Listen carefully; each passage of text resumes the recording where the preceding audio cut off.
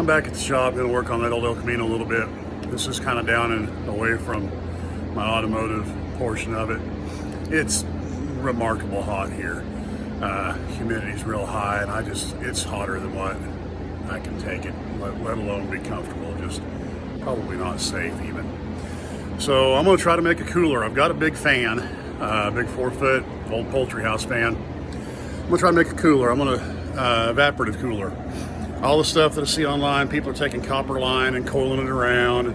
That's great for heat transfer, but then you have to cool that line somehow with ice or whatever. You gotta have something to pump it. And I mean, the heat transfer, it's gonna take a lot of copper line.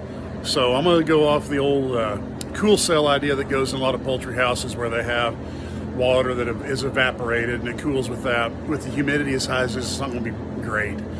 And my very redneck design may not work very well, I don't know.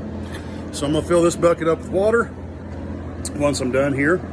But before I'm done, I'm gonna take and drill some holes in it. Get my camera right, drill some holes in it. I'm gonna run some pipes from it, sticking straight out.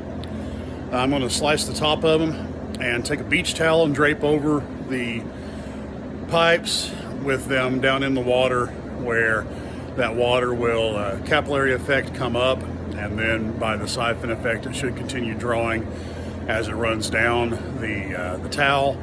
I'll have to put a weight on the bottom to make it, hopefully it'll work sort of like a sail and catch a little bit of wind.